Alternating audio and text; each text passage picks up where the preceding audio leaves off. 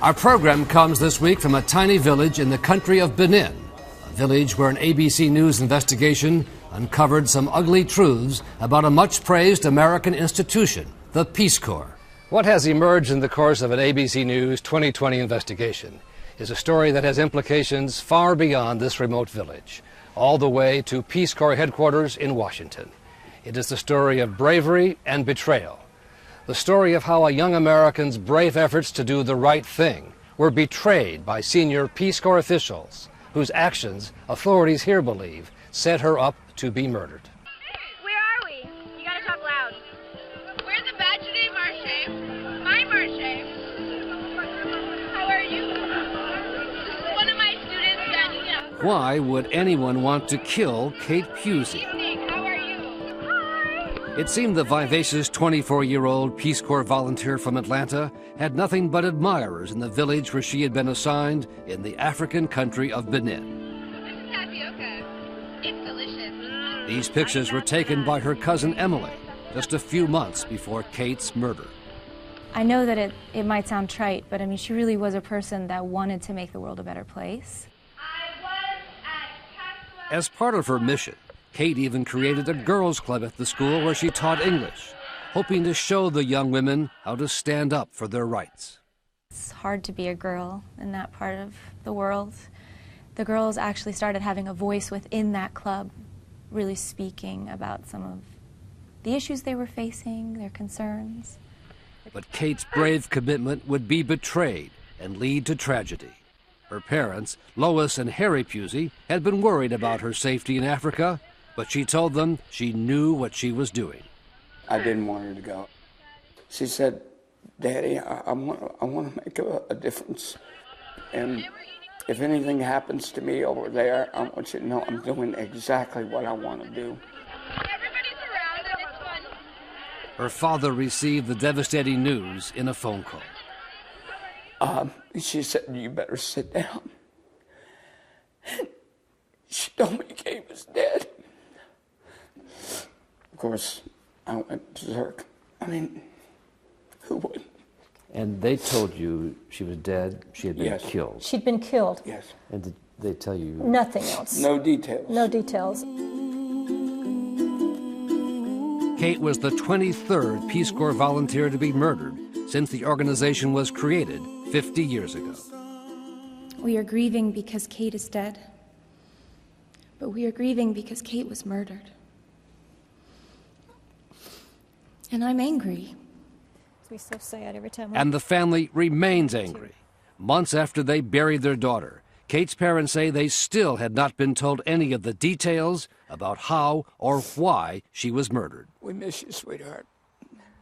Kate died in March, and by May, no more contact with the Peace Corps. They went to radio silence, essentially, a few months after Kate's death. Mm-hmm. You stopped hearing from them. What were you Yes. thinking then? Well, Were you angry about it? Oh, I have a lot of anger. I'm doing my best to suppress it.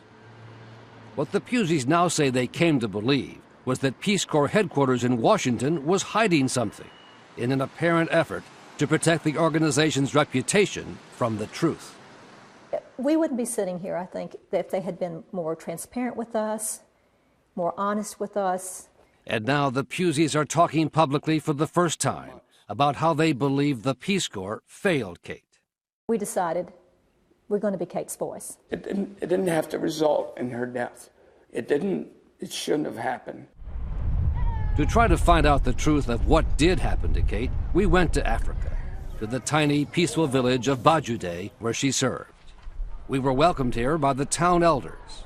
There was a moment of silence in front of a newly painted mural at the school where Kate taught English, memorializing the young American. People here still grieve for Kate. I cried so many tears that her life was finished just like that.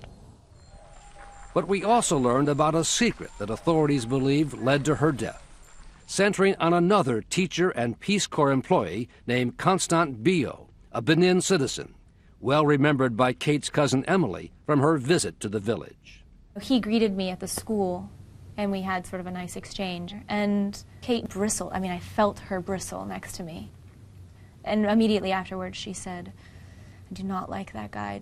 I don't trust him. And it turns out for good reason. Kate was being told her 7th grade female students were at risk. She had started hearing that he had been sleeping with some of his students.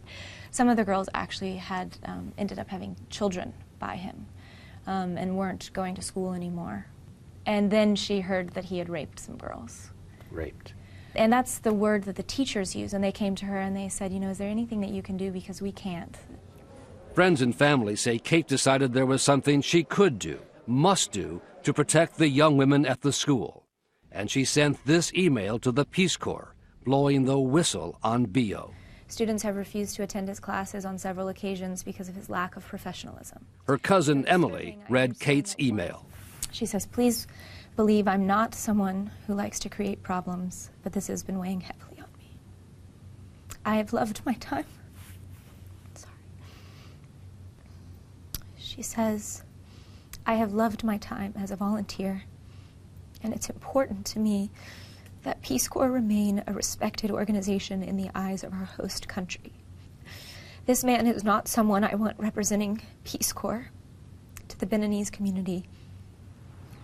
The email was sent to the Peace Corps' country director in Benin, Cheryl Cowan, who had eulogized Kate at the funeral. Kate was an amazing person, one of the best examples of what a Peace Corps volunteer is and should be.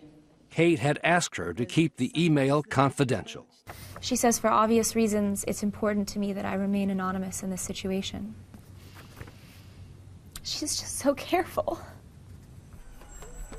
Kate was in her unguarded home in the village on the night of March 11th, 2009, confident she had done the right thing, trusting the Peace Corps to keep her role secret.